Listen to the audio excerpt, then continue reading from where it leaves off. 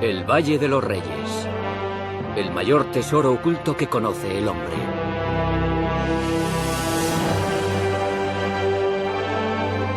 Durante miles de años, su historia ha permanecido oculta en el árido desierto de Egipto. Hasta ahora. Usando innovadores gráficos de ordenador, nos sumergiremos bajo la superficie del valle. Lo exploraremos como nunca antes se había hecho, descubriendo la historia secreta de las tumbas reales. El Valle de los Reyes es donde están enterrados los más grandes de Egipto, Seti I, Ramsés el Grande, Tutmosis III, donde están los peces gordos. Pero no es solo la historia de los faraones. También es la historia de los que construyeron las tumbas. Una historia de muerte y robo, destrucción y descubrimiento. Es un mundo misterioso, es un mundo de tesoros y causa una impresión extraordinaria.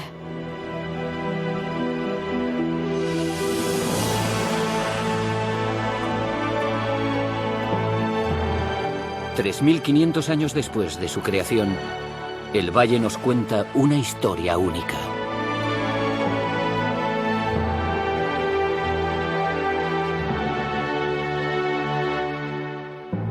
Viaje al Valle de los Reyes.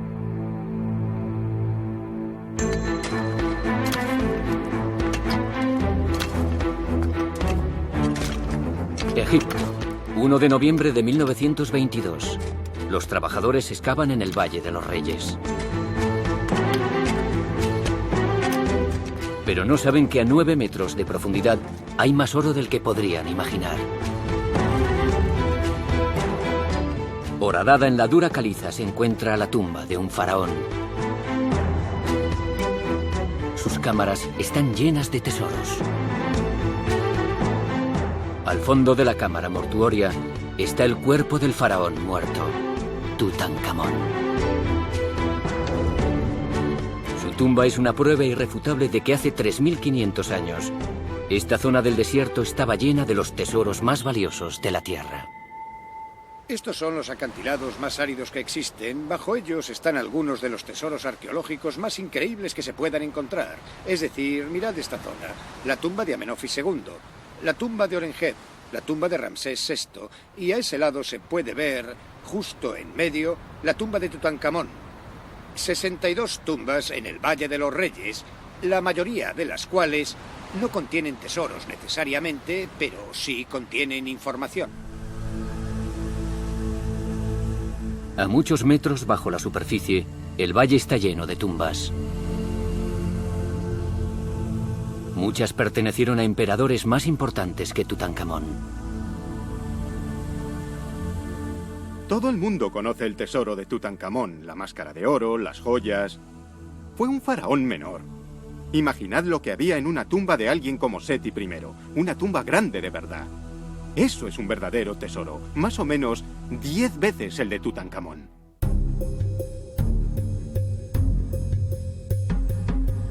Pero a pesar de sus increíbles tesoros, la tumba solo tenía un propósito: asegurar que el faraón llegase con éxito al más allá. El propósito no era entretener, no es un museo de arte. Es una construcción muy seria, diseñada para asegurar que el faraón fallecido pasase de esta vida a la siguiente y ocupase su lugar con los dioses. Cuando se moría, lo momificaban en su ataúd con la máscara dorada y, gracias a un proceso mágico, volvería a la vida de nuevo. Y era en la tumba, ayudado por los hechizos, los encantamientos y las oraciones, donde este hecho extraordinario tenía lugar.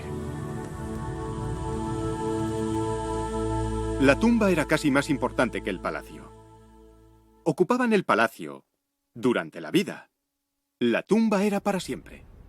Por eso invertían tanto en su construcción. Eran cosas caras, pero era la inversión más importante que hacían. Era para la eternidad. El Valle de los Reyes está en el mismo corazón del antiguo Egipto, en la orilla oeste del Nilo. A casi 5 kilómetros en la orilla este está la ciudad de Tebas.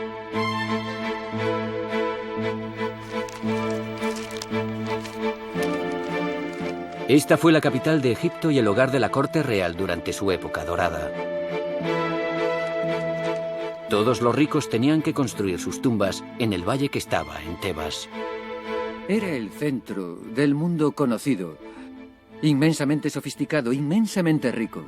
La riqueza acumulada en esta ciudad era tan grande como la de todo el resto de Egipto.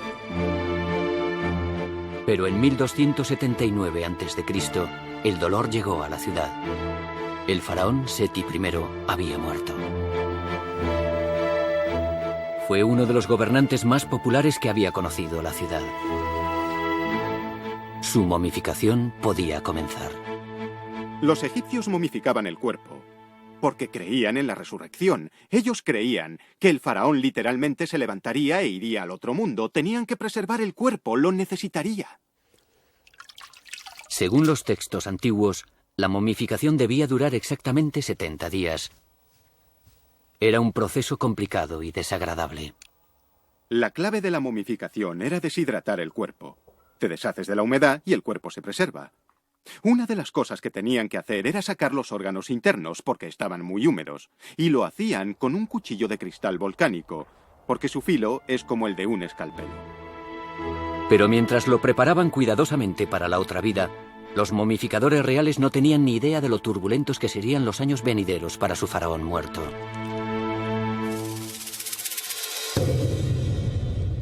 El Valle de los Reyes sirvió de sepultura real durante 500 años. Su localización había sido cuidadosamente buscada. Estaba completamente protegida de los egipcios de a pie. La gente corriente nunca vio estas tumbas. Solo sabían que en algún lugar, más allá de los acantilados, estaban las maravillosas tumbas de todos los reyes de su generación.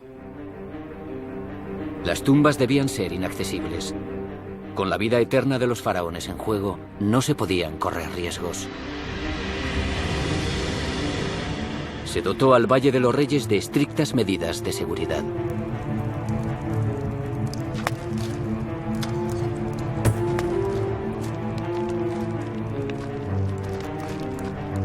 Apostada en las colinas sobre la necrópolis, había una unidad de guardas.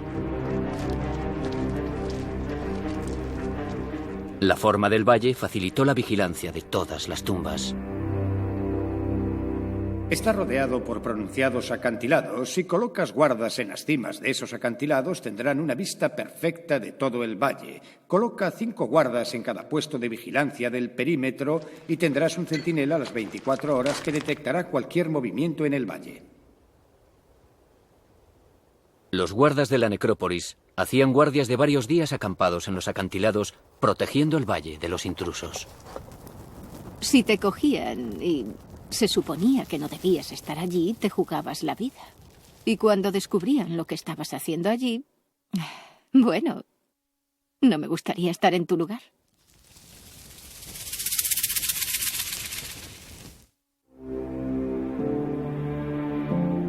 A las afueras del Valle de los Reyes está el pueblo de Deir el Medina, el hogar de los hombres que construyeron las tumbas reales.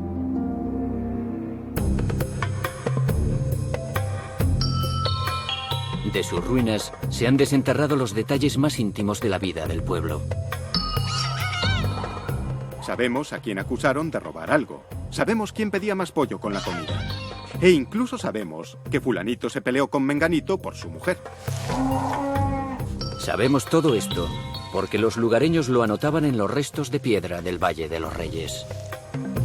Al construir las tumbas se generan trozos de caliza donde escribían notas. Por eso tenemos todos estos borradores, por llamarlo de algún modo. El obrero Mena le dio la olla de grasa fresca al jefe de policía Ahmed Mosa, que dijo: pagaré por ella en cebada. Te llevaré a las montañas y te mataré. Si se ofrece cerveza, no vengáis a buscarme. Pero si hay trabajo, venid a por mí. Esta gente era como nosotros. Hacían cosas que conocemos.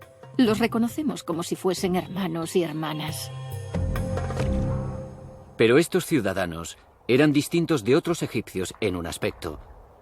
Un trozo de caliza descubierto en el pueblo demuestra que cuando moría un faraón no lo lamentaban, lo celebraban. La reacción es bastante inusual. Uno de los documentos dice que el visir llegó para decirles que el rey había muerto y dice que ellos se regocijaron en grado sumo, lo que significa, el rey ha muerto, podemos empezar a construir la tumba del nuevo rey.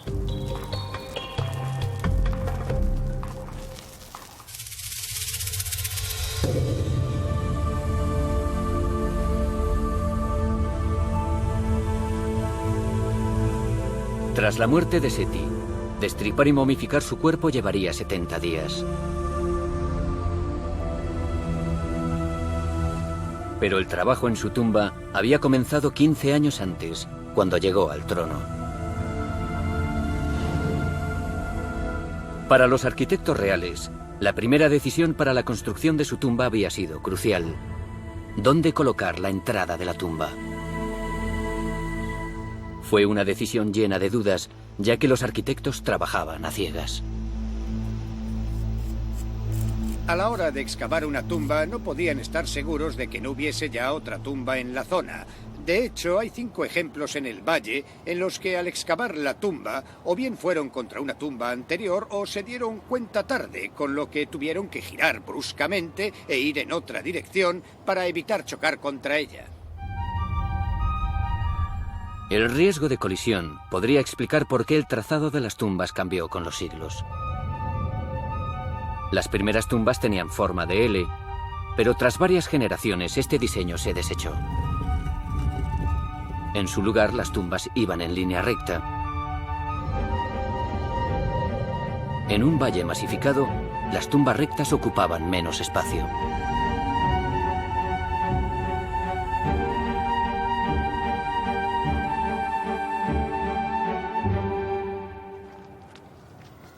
Para los hombres que excavaban las tumbas, la semana empezaba con el reparto de herramientas.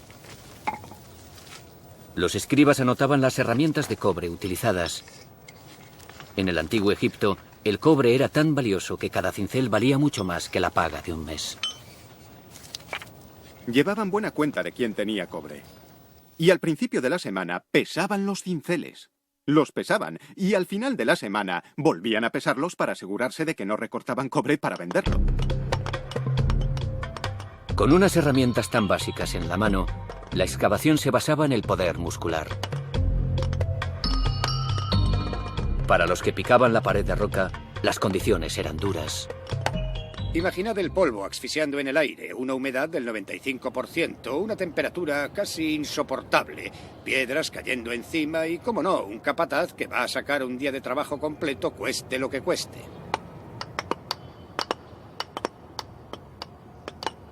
Trabajar bajo el resplandor del sol egipcio era muy duro, pero a los hombres se les hacía incluso más duro trabajar sin luz solar.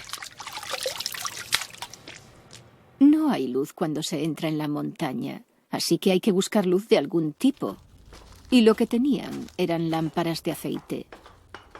Usaban un cuenco con aceite, una mecha de hilo y echaban sal en él para evitar el humo.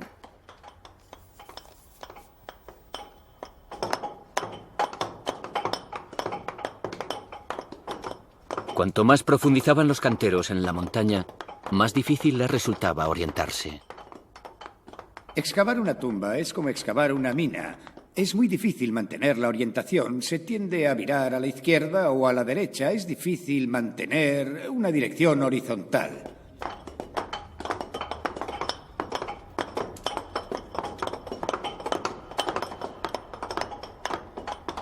Los egipcios disponían de un equipo de inspección, pero era muy simple. Tenían una escuadra de carpintero, una plomada, un trozo de cordel para medir el largo y básicamente eso era todo. Con un equipamiento tan simple, la precisión que lograban era extraordinaria. Un antiguo plano nos muestra lo precisa que podía ser la excavación de las cámaras. Lo que se especificaba que debía conseguirse se obtenía con solo una variación de unos 2 milímetros.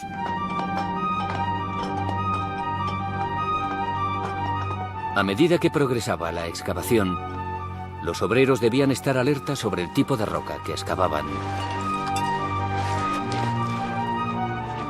Muchos de ellos debieron de sufrir lo impredecible que la geología del valle podía ser. Una de las dificultades era el no saber qué había por delante. Se empieza fuera de la roca, lo que parece un trabajo perfecto, pero en unos pocos metros aparece el desastre.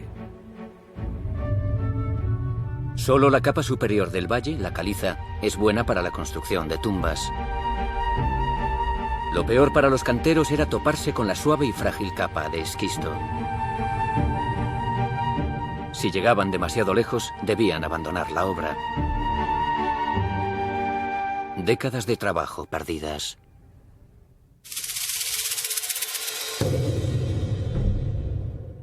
Pero la tumba de Seti se abrió con éxito. Como cualquier otra tumba del valle, tenía 4 rasgos característicos. Un pasillo en la roca. Un profundo foso de protección. Almacenes para los tesoros reales. Y lo más importante de todo, la cámara mortuoria del faraón.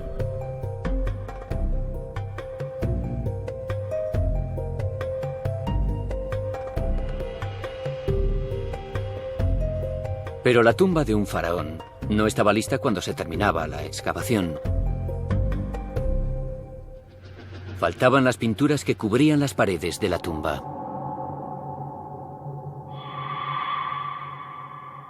En el antiguo Egipto no existía el arte por el arte.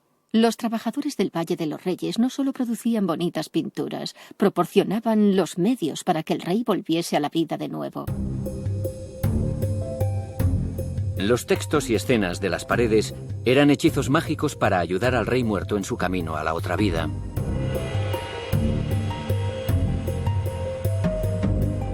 Los creadores de estas imágenes fueron algunos de los mejores artesanos del antiguo mundo.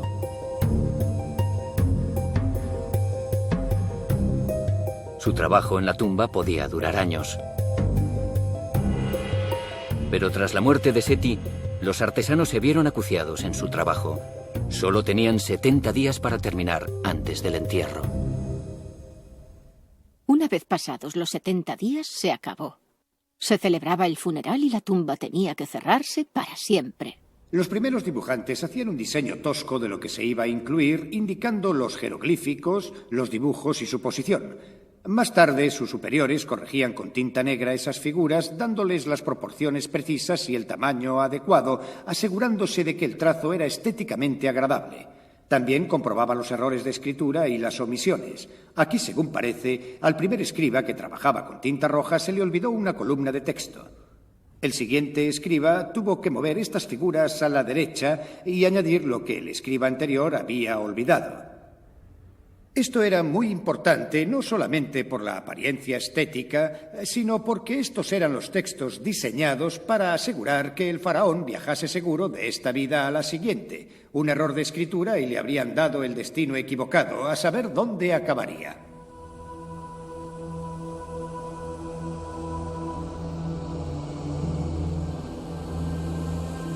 Muchos metros bajo el suelo sin luz natural.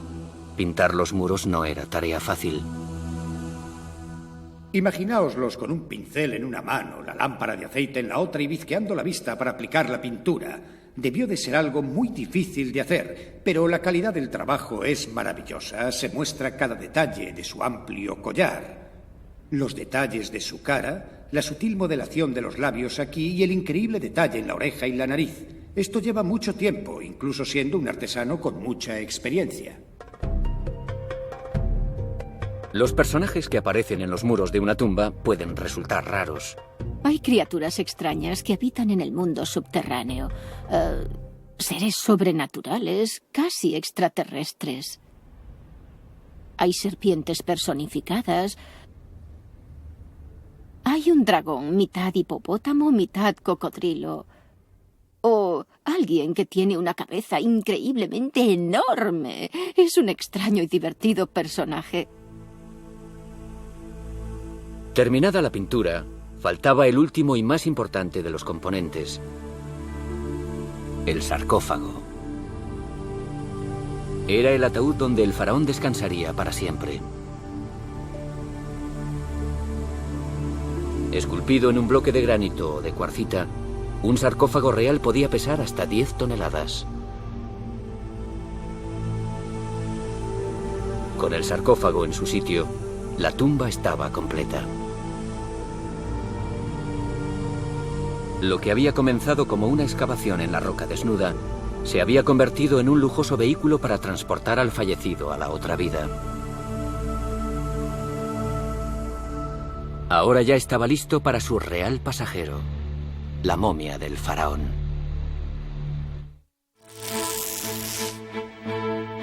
El cuerpo del faraón Seti I está casi listo para su viaje a la otra vida. Después de que su cuerpo haya sido destripado y deshidratado, solo le falta ser envuelto con el mejor lino. Tardaban días y días en envolverlo. En el envoltorio de las momias ponían varios amuletos en lugares muy específicos. Para los egipcios, los amuletos tenían poderes mágicos. La cruz egipcia era uno de los más importantes. Garantizaría la vida eterna de Seti. Originariamente se colocaban más de 150 amuletos entre las vendas.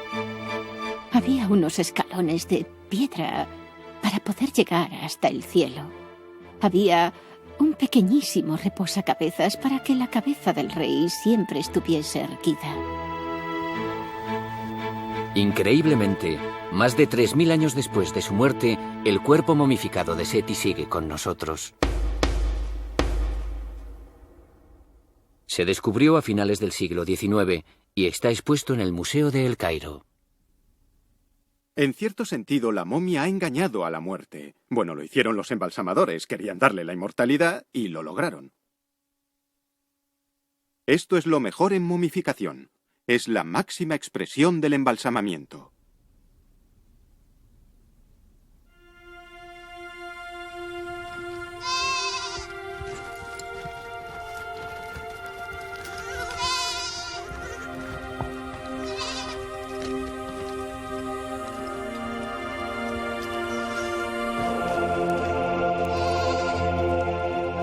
De camino al Valle de los Reyes, la procesión funeraria de Seti dejó tras de sí un rastro de enormes templos.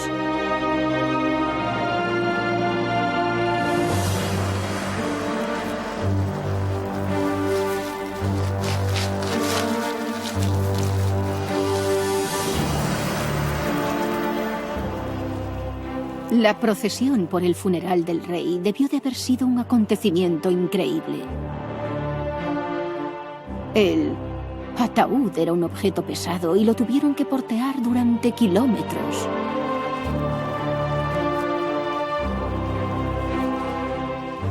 También llevarían arcas de maderas nobles, estatuas de oro, objetos rituales que acompañaban al rey a su destino final.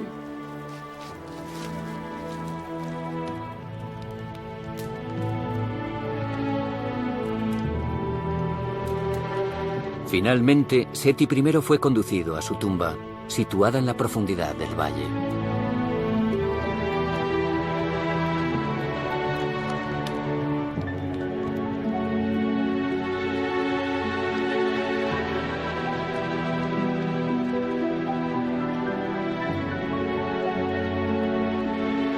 Los objetos enterrados con el faraón muerto podrían ayudarlo en la otra vida, y Seti I iba bien pertrechado. Cuando piensas en qué vas a poner en tu tumba, lo ves como si fuese un viaje a un lugar en el que nunca has estado y no sabes qué llevar, así que lo empaquetas todo. Necesita las cosas con las que se sentía cómodo en esta vida, para que cuando renazca tenga su ropa, sus cosméticos, sus joyas, todo lo necesario para una existencia agradable. Cada necesidad de la otra vida fue satisfecha.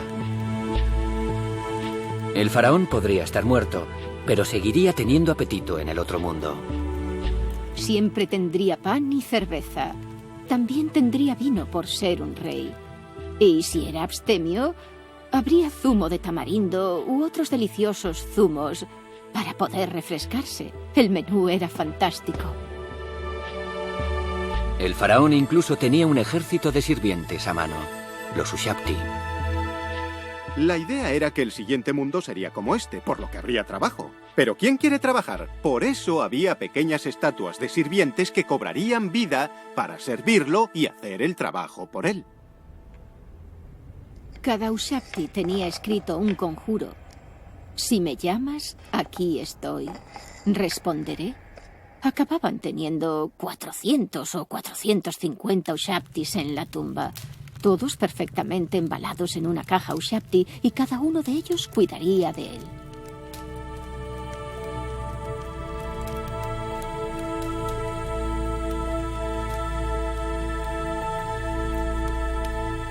Por último se sellaba el sarcófago.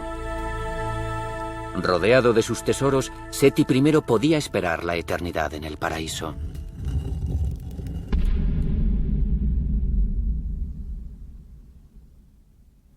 Pero cuando se descubrió su momia 3000 años después, no había rastro de ese tesoro.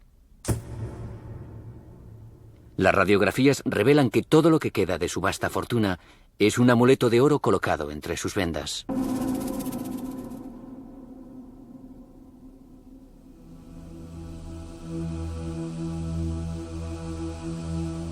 El resto de los tesoros fueron saqueados 200 años después de su muerte, cuando el desastre asoló el valle.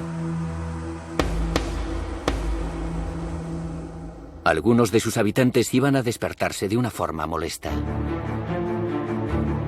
Año 1090 a.C., recordado por los que sobrevivieron como el año de las hienas.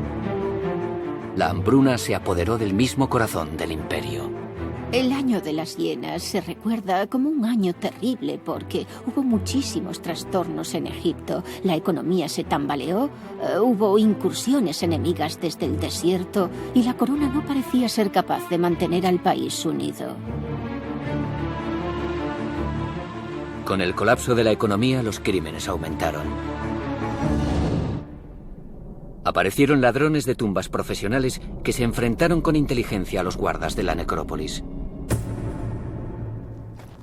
Si eludían los puestos de vigilancia, los ladrones podían escabullirse por el propio valle. En la banda solía haber un hombre que conocía el interior del valle, un habitante de Deir el Medina.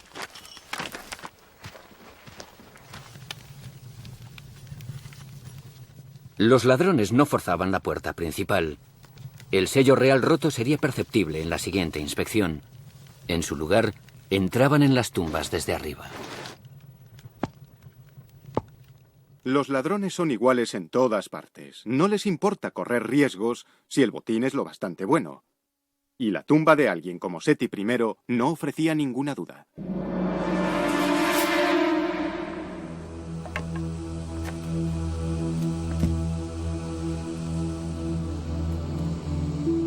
Al asaltar una tumba, los ladrones rompían la puerta de la otra vida. Podía resultar sobrecogedor. No sabes dónde estás. Está completamente oscuro y tienes miedo, estás aterrorizado. Estás en presencia de un rey muerto. En la tumba tienes no solo un cuerpo que está en descomposición, sino toda la comida que se ha podrido. Puede haber animales que se han colado y han muerto. O sea, huele a la fetidez de la muerte.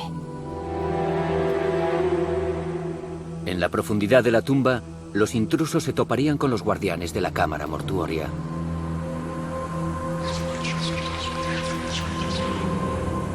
Algunos creían que estas estatuas de tamaño natural tenían poderes sobrenaturales. Podían echar una maldición a quien violase la tumba de su señor.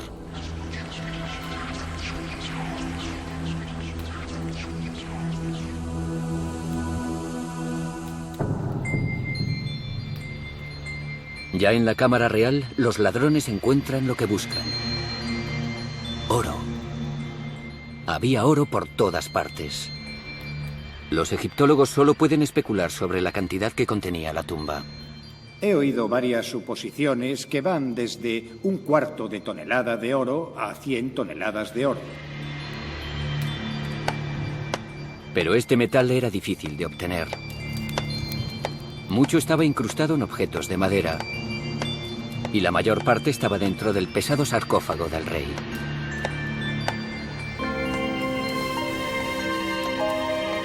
Antiguos papiros nos revelan que algunos ladrones llegaron a límites extremos para conseguir el oro.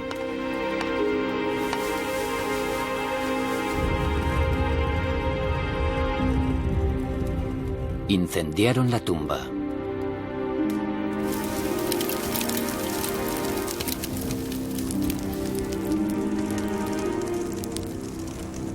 Fundiendo el oro, podían extraer hasta la última onza de la tumba. Pero en el proceso reducían obras de arte a cenizas y cometían el último sacrilegio: destruir el cuerpo del rey y su oportunidad de sobrevivir en la otra vida. Con tanto en juego, los ladrones a los que atrapaban sabían que sufrirían un final horrible. Tebas, 1090 a.C. Acaban de detener a un ladrón de tumbas. Los antiguos documentos de la corte explican cómo se llevaban a cabo tales juicios. El interrogatorio consistía en golpear sus manos y pies con un rodillo.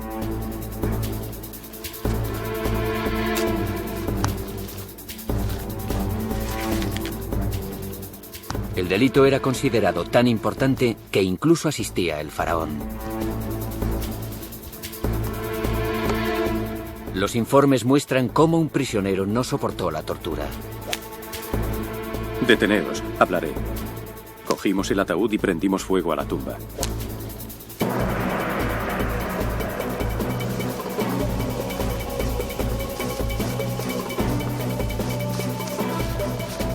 Si lo encontraban culpable, debía morir. Y el modo de morir era el empalamiento. Es una forma lenta y horrible de matar a un prisionero.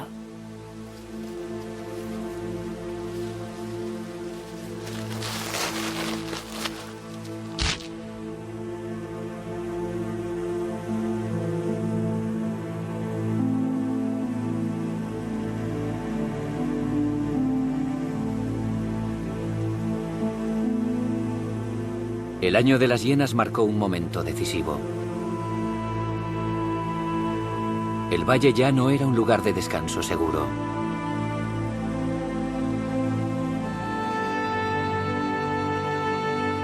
Volviendo la espalda a 500 años de tradición, los faraones abandonaron el Valle de los Reyes. Los artesanos reales ya no tenían más tumbas que construir, y Deir el Medina se convirtió en una ciudad fantasma.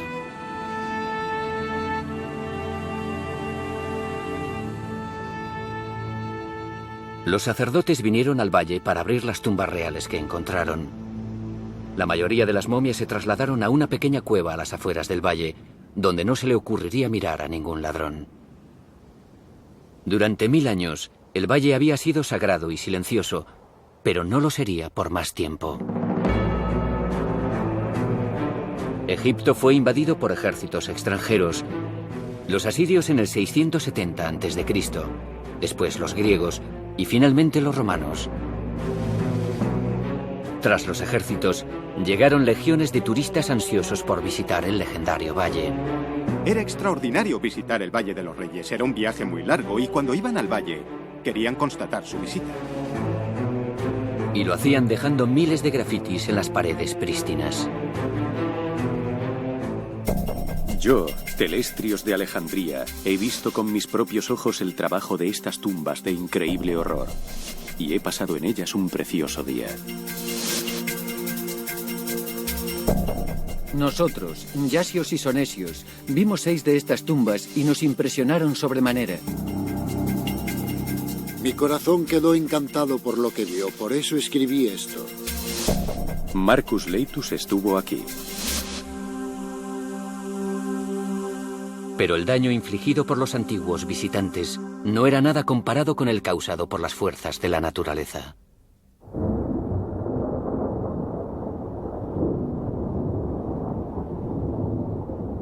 Una vez cada 200 años tenía lugar un temporal de lluvia torrencial sobre el valle que arrasaba cientos de miles de toneladas de escombros, causando un gran daño en las tumbas. El agua corría por el valle, haciendo caer rocas. Todo se inundaba. Imaginaos el efecto causado por miles de litros de agua recorriendo los pasillos, arrancando las pinturas de decoración, arrasando las reliquias talladas e inundando la tumba casi hasta arriba.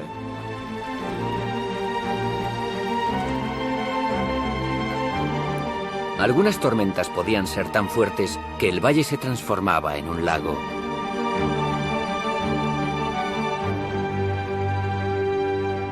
En los siguientes 2000 años, muchas tumbas quedaron ocultas bajo los escombros de las inundaciones. Pero todo esto cambió a principios del siglo XIX. En solo 10 meses, un hombre descubrió 8 tumbas. El italiano Giovanni Belzoni dejó su trabajo de forzudo en un circo para convertirse en explorador en Egipto. En una primera inspección, el valle parecía tener poco que ofrecer. Había unas cuantas tumbas abiertas, pero también había escombros cubriendo el valle, y él husmeaba con cañas, varas de hierro, buscando tumbas y encontró algunas.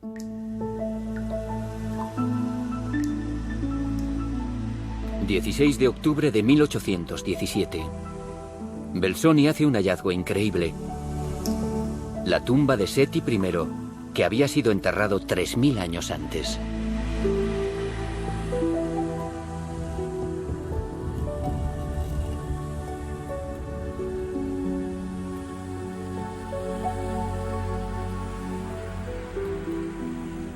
Belzoni no tenía buena prensa debido a las técnicas que tenía para entrar en las tumbas selladas, porque usaba arietes, que es una técnica que tiende a ser empleada muy a menudo hoy en día. Belzoni fue el primero en entrar en la tumba desde que los ladrones la habían saqueado casi 3000 años antes. Anotó en su diario: Debo decir que es un día afortunado, quizá uno de los mejores de mi vida. Según el diario de Belzoni, el hombre estaba absolutamente extasiado. Nunca había visto nada igual, ningún europeo había estado en una tumba en la que los muros preservasen tales detalles. Y como Belzoni descubriría, también es una de las tumbas más grandes que se han descubierto.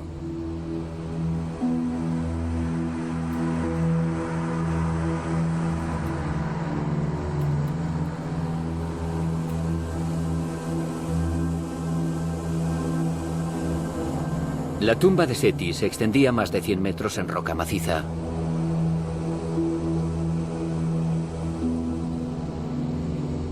Su cámara mortuoria era una de las mayores del valle. Tenía 6 metros de altura. Cubriendo el techo había pinturas de incomparable belleza que formaban un mapa del cielo nocturno.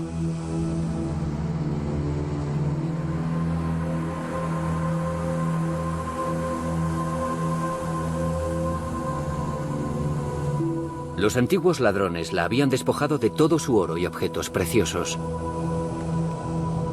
Pero dejaron algo atrás. Cientos de figuras Ushabti que no tenían valor en el mercado negro del antiguo Egipto. 3000 años después, Belzoni sabía que valdrían una fortuna en el mercado de antigüedades europeo. Su hallazgo desencadenó la fiebre del oro en el valle.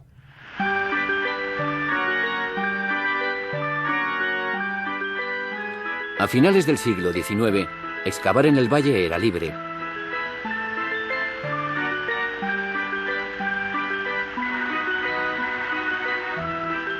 Los coleccionistas ricos ansiaban los objetos sagrados mortuorios para impresionar a sus amigos. Fue una época vertiginosa, pero destructiva. Era saqueo a gran escala. Lo que encontraban se lo llevaban, fuese lo que fuese. Pero los cazatesoros no habían encontrado la mejor pieza del valle, la tumba de Tutankamón. Todo eso estaba a punto de cambiar. En 1922, el arqueólogo inglés Howard Carter tenía una obsesión.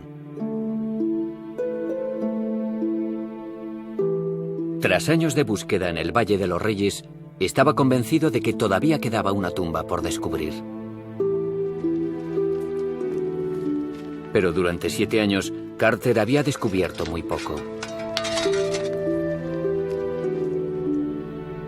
A su mecenas, Lord Carnarvon, se le estaban agotando la paciencia y el dinero. Carnarvon dijo, es todo, no la hemos encontrado, se acabó. Pero Carter solo quería una temporada más. Había un pequeño triángulo que no había sido excavado en el valle. Era su última esperanza. Carnarvon accedió a financiar una última temporada. Carter puso a los hombres a trabajar.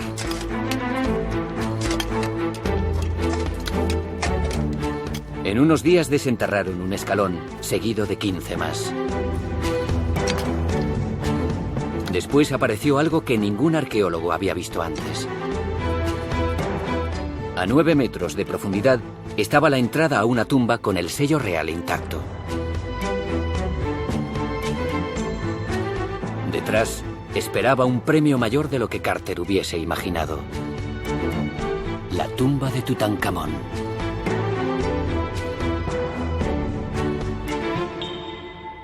Había permanecido oculta tanto tiempo por una simple razón. Por encima de ella, poco después de su construcción, se hizo un pueblo para trabajadores y se arrojaron escombros de la excavación de la tumba de Ramsés VI. Los egiptólogos no pensaron en buscar aquí, en lo que parecía ser un emplazamiento arqueológico muy poco favorable.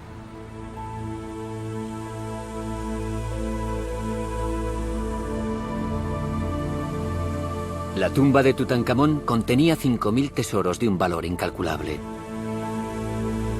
Solo su ataúd de oro macizo pesaba casi 114 kilos.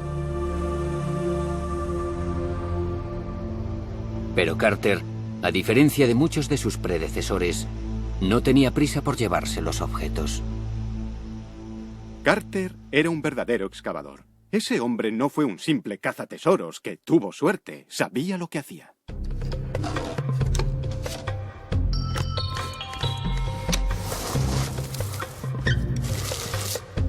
Howard Carter hizo lo que ningún otro arqueólogo había hecho en el valle. Fotografió y catalogó minuciosamente cada objeto de la tumba. Por primera vez, el mundo moderno vería los auténticos esplendores del antiguo Egipto.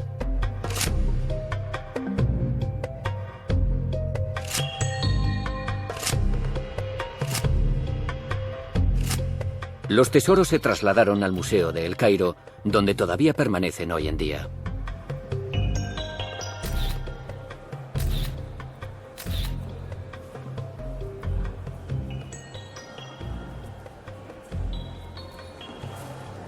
La tumba de Tutankamón, incluso ahora, tantos años después, permanece invariable. Nunca se ha encontrado nada igual. Y siempre que hay un gran descubrimiento arqueológico, se toma como base el tesoro de Tutankamón. ¿Es tan bueno como ese? Pero nada lo es.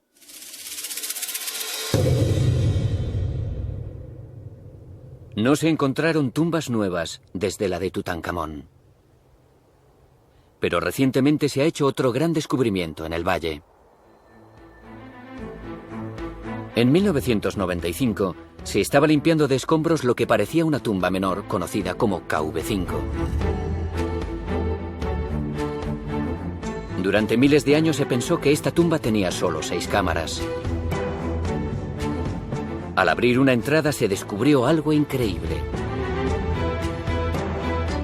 Tras ella había un pasillo con docenas de cámaras a los lados. KV5 resultó ser la tumba más grande hallada en el valle. La descubrió el egiptólogo Ken Weeks. Hay corredores y pasadizos que penetran unos 150 metros en la ladera. Otros corredores van en ángulos transversales por esta carretera, al menos hasta donde está aquella gente, incluso más allá. Hay corredores que van por aquí debajo, delante de la tumba, y bajo la ladera en esta dirección, hacia la tumba del propio Ramsés II. Hay otros corredores que van hacia el sur, hacia el valle, casi hasta donde está situada la tumba de Tutankamón. Ya hemos encontrado 150 cámaras. Teniendo en cuenta que la mayoría tienen unas 19 o menos, es un buen número. Si consideramos que la tumba de Seti I tiene 800 metros cuadrados y esta tiene unos 3000, nos haremos una idea de su sorprendente tamaño.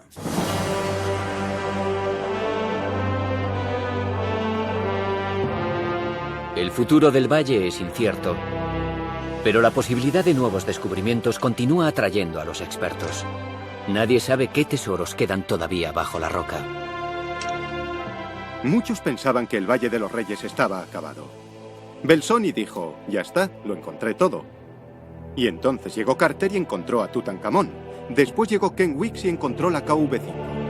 El Valle de los Reyes aún no está vacío. No creo que ningún lugar de Egipto esté completamente vacío. Cada vez que miras una ladera en el Valle de los Reyes, siempre cabe la posibilidad de que haya algo. Hay más secretos en el valle que aparecerán con las siguientes generaciones.